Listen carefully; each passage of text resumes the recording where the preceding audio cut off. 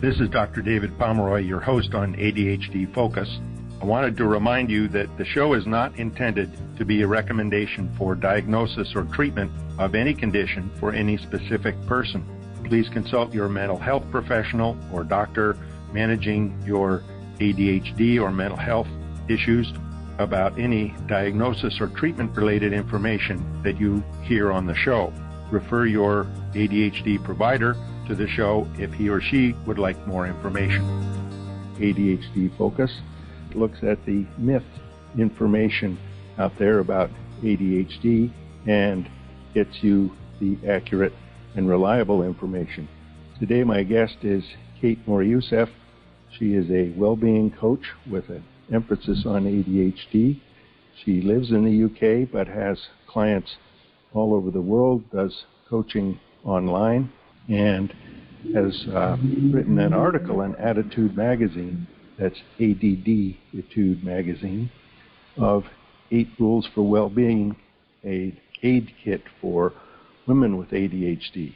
It does work for us men with ADHD, but I think women end up bearing a lot of the brunt of the family organization, getting kids ready for school, etc., etc. Kate, welcome to the program. Thank you. Thank you very much. And yeah, I think you really did sort of hit the nail on the head there with the women and bearing the brunt. And yeah, there seems to be a lot of women out there who are just getting diagnoses now and then realizing why they've been struggling all their lives. So yeah, it's been fascinating and also something that I can highly resonate with because I was diagnosed at the age of 40 alongside my daughter. So, yeah, I've got lots of insight into ADHD from all angles. I've got brothers, parents, grandparents with it. And then now, actually, it's interesting to be able to see from the female side. So thank you for having me. Sure. So I'm interested, how did the aid kit come about? Yeah, so, I mean, to be honest, I have been working as a well-being coach and I ended up changing my career to go into well-being as kind of almost like self-care for myself because I used to work in a very busy industry, PR, and it was not conducive to bringing up a family. Very fast-paced, high anxiety, and it shot me to pieces, definitely my nervous system. And then I had my children, I had some time out to focus on the kids, and I realized I didn't want to go back to that fast-paced way of life. So I started looking into my own self-care, and that's when I became interested in well-being and learning more. So I trained as a health coach, and I did various different courses, including NLP. And then I ended up having an amazing session with what I thought was just a therapist for, a conversation. And she did EFT, which is the tapping, emotional freedom technique. And she managed to just change so much of my perspective. She managed to, really bring down my anxiety. And there was so much, it was just the most valuable session. And I was completely fascinated by this tapping. I'd never seen or heard of it before, but I recognized how impactful it was for me in just that 1 hour. So I remembered that. And then fast forward, 5-6 years later, I was like, I'd like to train in this so I can bring it to my clients when I'm doing my wellbeing coaching. And then a few years later, I then got diagnosed with ADHD, and I realized that the tapping was an amazingly effective way of calming and relaxing and just allowing and accepting who we are and the situation that we're in. And I'm so grateful for it for myself, but also now I'm able to do it with my clients, and I've seen amazing results in especially my ADHD clients. Women have really taken to it, but I've now got a few men who I was typically sort of focusing on women, but I've now had some men come in as clients, and they are typically more, skeptical about the tapping, but it's great to see them, change their mind and recognize that actually it's a really calming way of being able to talk and open up, and that's what it does. It helps you kind of take a deeper look into your subconscious. so many times with ADHD, and I can imagine it happens with neurotypical people, but my practice being all with people with ADHD, I don't know. It's so easy to feel overwhelmed by the little things. Oh, I've got to figure out lunch, and what do I have for dinner, and I got to go shopping. That's right, I got an appointment here, and so-and-so's got... And it's just so many things that it can be overwhelming in the moment. So to have something you can do in the moment that brings that anxiety down and helps you get feeling, okay, I'm competent, I can do this. And I think each of us can talk and delve into the tapping for a long talk, but let's briefly touch on all the different 8 techniques, strategies, and then we'll go back to talk about the tapping, because certainly to me that's the most powerful one. Yeah, sure, no problem. The first one is to move for well-being, and I think that's one of the absolute important things, but also fairly easy. It doesn't have to be, oh, okay, I've got to go to the gym and exercise. No. Walk around, get up, and don't just sit in a chair or at the table.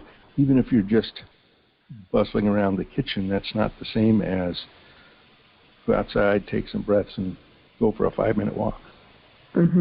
Yeah, absolutely. And I think when you've got ADHD, it's very easy for someone to say, oh, just go to the gym or go and do a HIIT class or go for a cycle. But if you don't enjoy it and you're not interested in it, then it's just pointless. Yep. So with ADHD, we have to find something that we enjoy.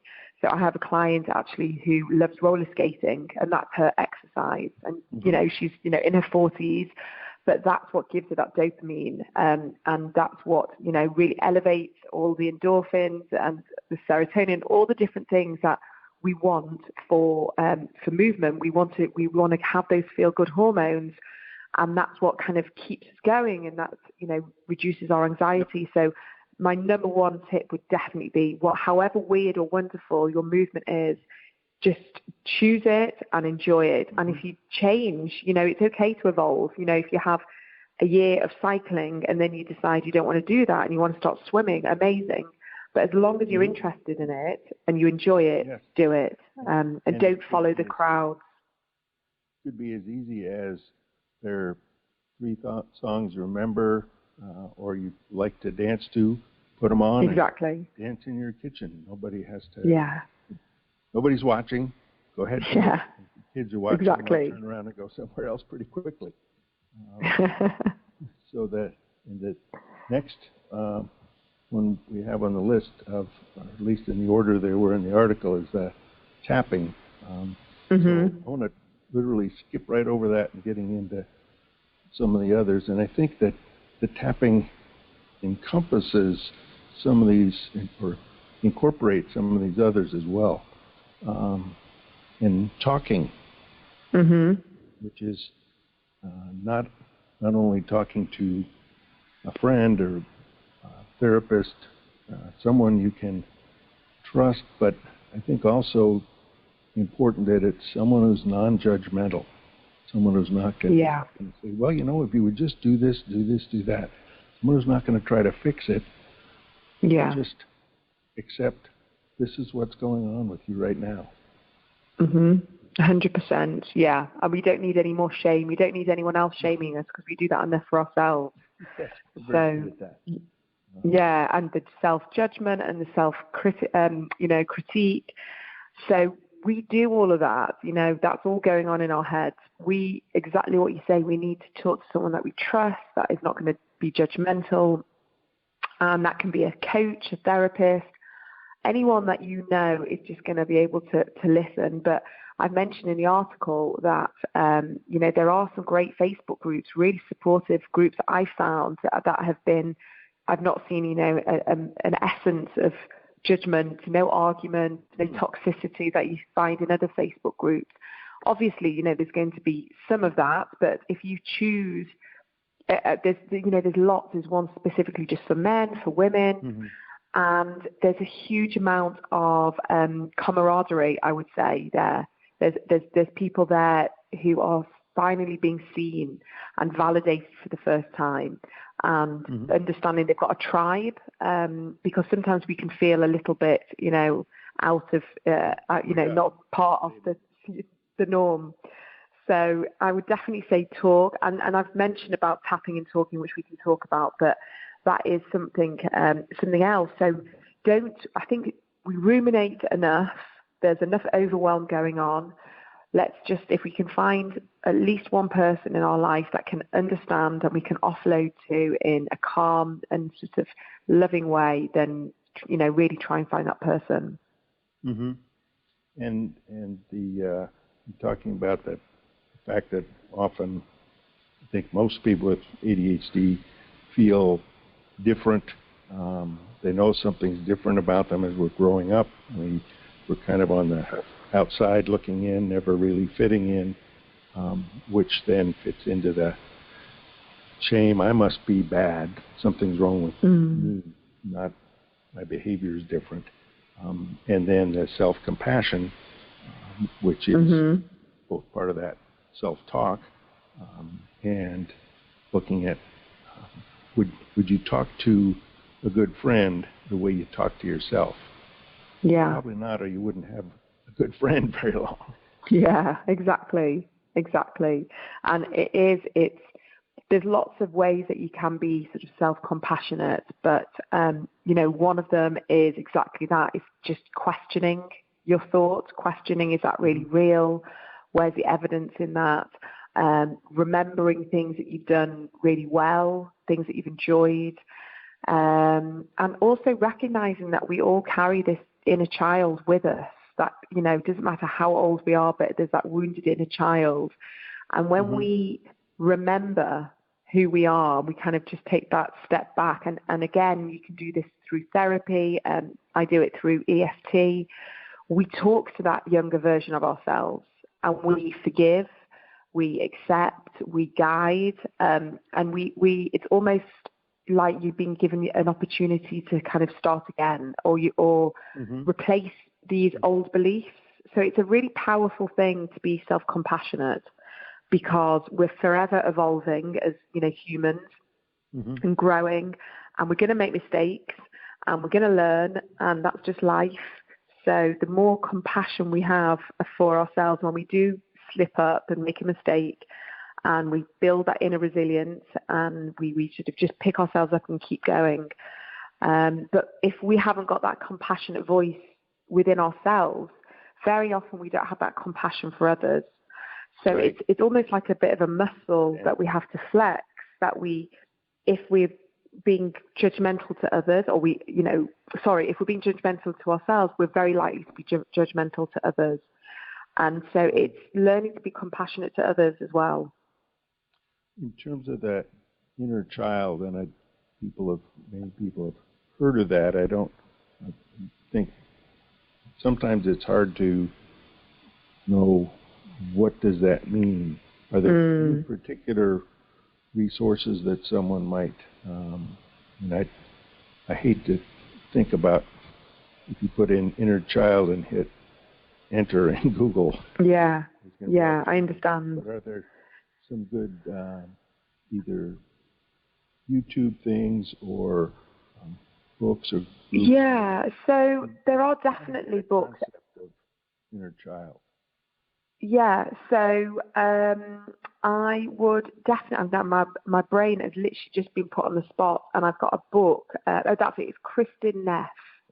So Kristin Neff is the pioneer of all sides of self-compassion. Self-compassion, wasn't it? Yeah, exactly. And anything that she does, there's a lot of stuff online with Kristin Neff. So there will be work on the inner child there.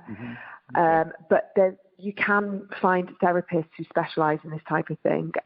I do a specific tapping technique where it's just you bring in self-compassion, and we talk to the inner child while we're tapping, and it's very effective. Very typically, there's a lot of emotion.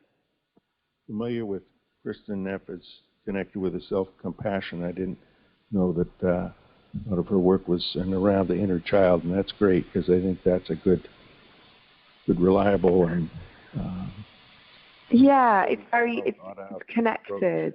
As a psychologist, Definitely. you can bring to that. Yeah. Right. It's connected. One of the other things you mentioned, and I know people have heard about journaling. Oh, I have to have a certain book. I have to have a certain time to sit down, and where am I going to have half an hour to do this, blah, blah. But I don't think it has to be that structured. Mm-hmm. Jot down some thoughts. Absolutely, yeah. It's a stream of consciousness, literally. It's, it's going to go on in your head. You might as well get it out your head and put it on paper. And I've been doing this now. I read a book, and it's all about creativity. And it's the book's just gone out of my head. It'll come back to me in a second. It's The Artist's Way by Julia Cameron. And it's amazing book for honing our creativity. And, we've lost, the creativity in our lives and how to find it again, rediscover. And she does something, really promotes something called morning pages. And that is literally as it is. And she said that's the most effective thing. If you're going to take one thing out of the book, is do your morning pages. So every morning now I sit and I write the stream of consciousness of whatever comes out. And it makes you feel so much lighter during the day because whatever worries and anxiety you've got that starts the day, it's on the page and it's not being, you're not taking it with you, in work, with your kids, your family, your partner, whatever. It's already on paper. And very often we are our own best therapists and we know what we want deep down. And that's, the writing helps that.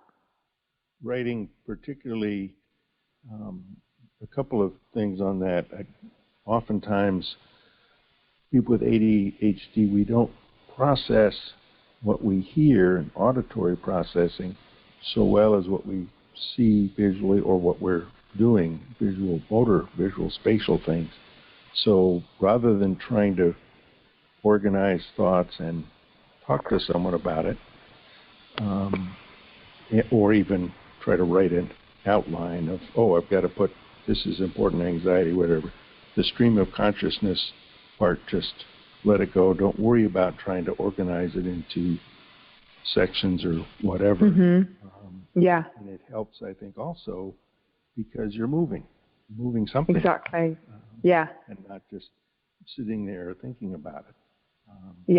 And exactly. The next one, and I think this is another one of those things that seems too simple, but does have physiologic basis, that when you can stop, take 3 deep breaths, and it takes all of, maybe 3 minutes. And that it's always with you. It's always something you can use. It's really powerful. And since I've been doing a lot more work in this area, and speaking to my clients about it and just trying to, give them really simple techniques. It doesn't have to be anything complicated. I think, we see a lot of stuff where people are doing courses and lots of things on social media, but actually, essentially, just like you said, it's with us the whole time. Something like, box breathing, where you're literally just doing, 4 of each, in for 4, hold for 4, out for 4, and then hold again. It really helps, first of all, to be mindful because we are being mindful about our breath, and that helps us kind of detach from our thoughts a little bit. It's so calming. We're telling our brain, we're telling our nervous system, with the fight or flight mode, all these different things that actually everything's okay. We're not in danger, where I think perpetually we feel like we are. So we're always running on this kind of high energy, high anxiety kind of feeling all day. So I sometimes say to my clients, just put a reminder on your phone 3 times a day, 5 times, however many times a day. I notice myself, if I'm typing and I'm working and I'm concentrating, I hold my breath. And it could be like 5 minutes and I've not breathed properly, and all of a sudden I can feel like my chest palpitations, and I'm really in tune with my body now, and I'm like, oh, that's because I've been holding my breath. So then I'll take a bit of time, a couple of minutes, just to kind of regulate my breathing, and just calm everything down. And it's that simple. And I genuinely believe we should be teaching this, to kids from the youngest age possible at school, that our breath is key to mental health and emotional well-being. It's so vital. People, carry tension in shoulders and shoulder neck area, but anxiety in the top upper part of our chest. And I think that is from not only we're doing things forward all the time, particularly if you're on a computer a lot, but also because shallow breathing, you don't really expand back and pull your shoulders back and get a deep breath. So those muscles in there get tighter and tighter. Very much so. It's all connected to the stress. Absolutely. And then acknowledging and accept the fact that, yes, I'm feeling anxious right now, and I am worried about how we're going to pay the bills today, this month or whatever. And accepting that feeling is, it's okay. It's okay to feel anxious. That's a normal human emotion. It's okay to feel angry at something. Depends what you do with it. And accepting that it's there is the first step, definitely. I think acceptance is such a huge part of this for me, because we can live in this sort of like resistance zone, and especially if we've grown up with ADHD and we've been told, all these things throughout our life, and we don't want this, we don't want to not be able to sit and focus and concentrate. We don't want to feel like an outsider, so we resist, and especially with women, we mask it. And then that feeling of just being given permission to accept, just to go, okay, you know what, just accept and surrender a little bit. And actually, Gabby Bernstein, I don't know if you're familiar with her, she's a great author, and she's quite sort of woo-woo a bit, but I love her because she has a lot of great tips to bolster our emotional well-being and kind of move forwards and for inner peace. And I would say inner peace is a huge part of the journey in ADHD. And she has this method called the Choose Again method. And I'm paraphrasing a little bit, but it's recognizing the emotion, but recognizing the thoughts or the feelings. And then you're kind of giving yourself permission to forgive yourself for feeling that. So you're distancing yourself from that you are not that thought. So, if we go to, I'm never going to hold down a job, that's an old belief. And then we just kind of have a little bit of distance to that thought. And then we make a choice to choose a slightly better thought. So again, if it's, I'm never going to hold down a job, is, well, maybe I can research something I'm really into, really passionate about, and maybe then I'll be able to hold down the job. So there's always options. There's always ways to bolster this sort of emotional flexibility of allowing, accepting, forgiving, and it's this ebb and flow. It's a complete fluidity, because, 1 month we could be doing great, and the next month we're back to, the beginning, and we have to kind of remember this pattern that we can just accept. This is just the way it is right now, and it's going to change. And all of a sudden, life doesn't feel as difficult. It doesn't feel as pressurized. I don't think. That's what I've seen over the years. Identified and resonated with one thing you said in the article, that resistance and suppression are the antidote to grace. That is, the antidote, they're the antithesis. They're keeping away what we do need to accept. And I think so much of the time, before diagnosis of ADHD, and a number of people I've seen even afterwards, they're resisting it. They don't want to have it. Medications work, and then they don't want to be on medicine. And then some strategies work, but as often the case with ADHD, that becomes routine, and we don't like routines. It's not new anymore. That's too hard to keep going. So we're suppressing the feelings, but they're going to be there. We can't keep them away. Feelings are facts to the person having them. Yeah. So accept, okay, they're there. It's okay to feel that. And one of the other things you've mentioned in this section of the article was that we need to forgive ourselves for not being the person we think we should be. Now, anytime I see the word should or hear myself, I'm thinking should equals shame. Where's that coming from? And that's where I love the Daring Greatly, the book of Brene on shame resilience. And that's shame is so strong, and particularly with ADHD, you're growing up. How come you can't do that? Your sister can do that. You'll never amount to anything. Why can't you just sit there and get your work done? All those things that for kids, it's easy to think, well, I'm bad, I'm defective. My sister's perfect, but I'm the bad one. Yeah. We internalize it as ourselves instead of my behavior isn't helpful, so what can I change about behavior?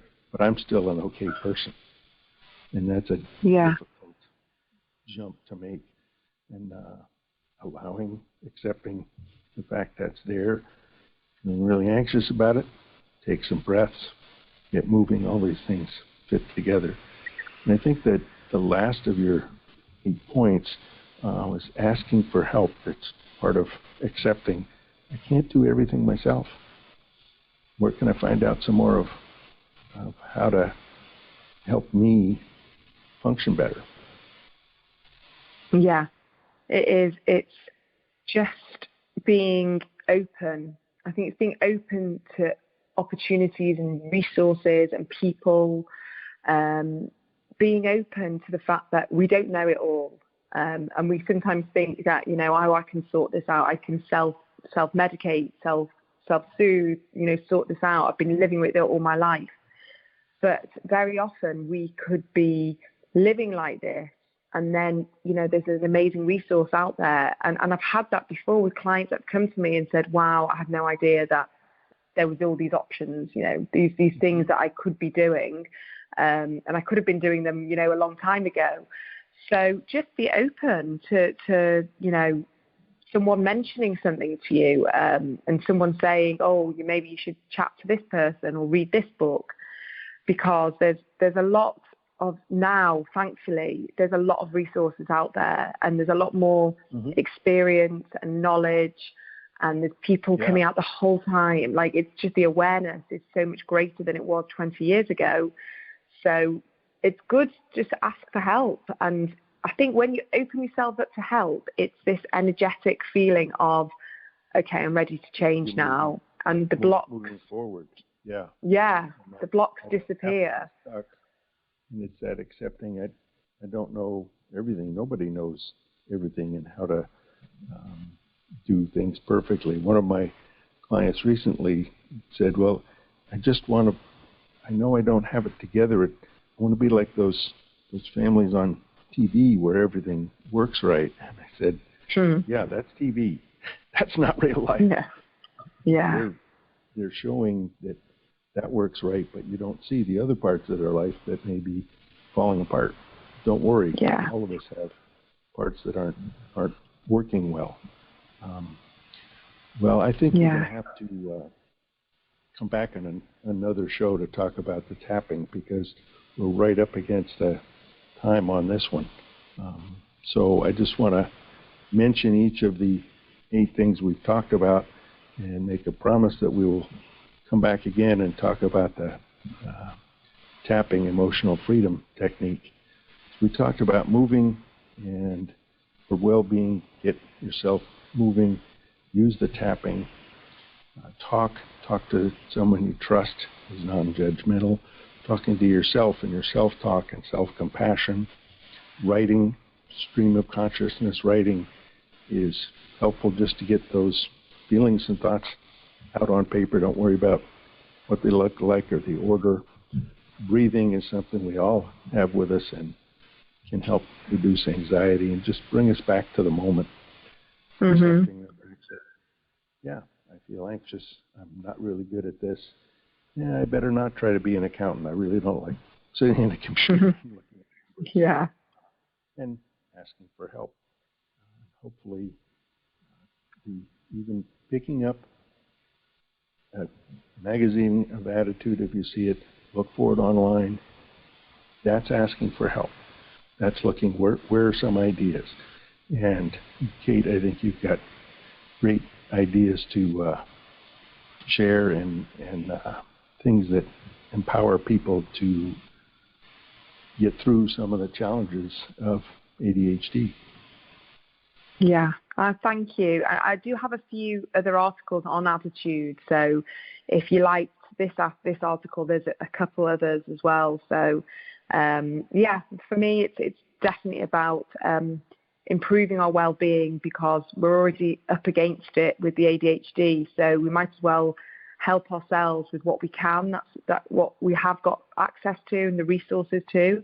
And I do believe that when we prioritize our self-care, the symptoms and the comorbidities of ADHD lessen, and life feels a bit easier to manage, especially with women when we're contending with hormones and everything. So I do believe that just having a little bit more knowledge and awareness around this area is really beneficial. So thank you for having me on and creating more awareness. Absolutely.